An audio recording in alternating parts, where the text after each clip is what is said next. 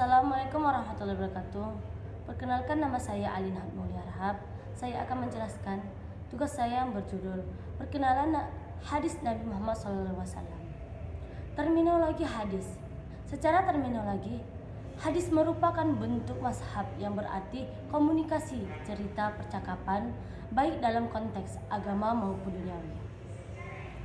Penggunaan dalam bentuk kata sifat adjektif mengandung arti, yaitu 1. Al-jadid, yaitu sesuatu yang baru. 2.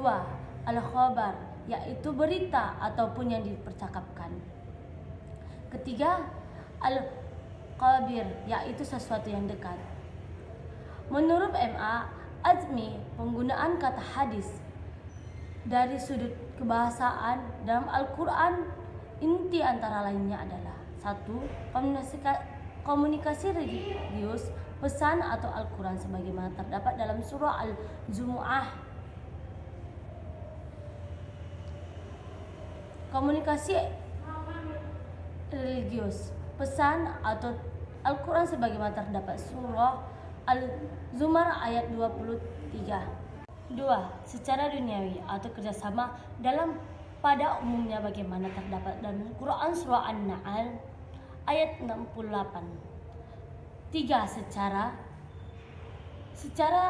sejarah atau cerita sejarah atau historis sejarah bagaimana terdapat dalam surah Al-Toha ayat 9. 2. Secara duniawi atau kerjasama dalam pada umumnya bagaimana terdapat dalam Quran surah An-Nahl ayat 68. 3. Secara sejarah atau cerita sejarah atau historis sejarah bagaimana terdapat dalam surah Al-Toha ayat 9. 4. Rahasia atau percakapan yang masih hangat sebagaimana terdapat dalam Quran surah At-Tahrim ayat 3. Secara terminologi, ahli hadis atau usul fikih berbeda pendapat dalam beberapa pengertian hadis. Secara terminologi, al-hadis atau ahli usul fikih berbeda pendapat dalam pengertian hadis ini. Di kalangan ahli hadis sendiri ada beberapa definisi yang berbeda pendapat. Dan yang mendefinisikan hadis adalah 2. Sunnah.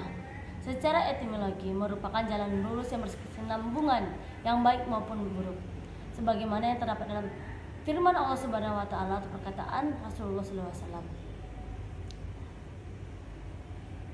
Sebarang siapa yang merintis suatu jalan baik, maka ia akan memperoleh pahala, dan juga pada orang yang mengamalkan sesuatu, dan juga pada orang yang mengamalkannya sesudahnya.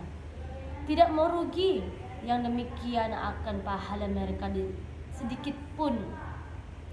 Dan siapa yang merintis jalan yang buruk, maka dia akan memperoleh dosa, dan dosa bagi orang yang mengamalkannya. Secara terminologi, sedangkan menurut istilah, terminologi adalah musyahadid, yang dimana dalam sunnah segala sesuatu yang berkaitan dengan Nabi Muhammad SAW, baik dalam perbuatan, perkataan, takdir, bentuk fisik maupun perjalanan hidup, bagi dilakukannya sebelum menjadi nabi ataupun setelah menjadi rasul. 3. Al-khabar adalah menurut bahasa adalah an-nabaiyah, itu berarti berita. Sedangkan menurut istilah terdapat dalam 3 pendapat, yaitu khabar adalah sinonim dari hadis, yaitu sesuatu yang disandarkan kepada Nabi Muhammad SAW, segi perkataan, perbuatan, takdir, dan sifatnya. Khabar berbeda dengan hadis. Hadis adalah sesuatu yang berasal dari Nabi SAW. Sedangkan khabar adalah berita yang datang dari selain Nabi atas dasar dengan hadisnya.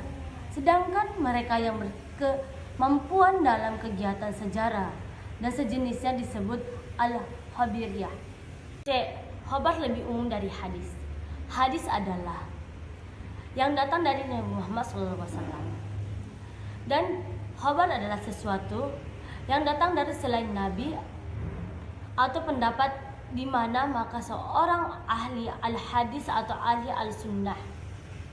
4. Azhar secara etimologi berarti baqiyata al-syai'i, yaitu sisa peninggalan sesuatu.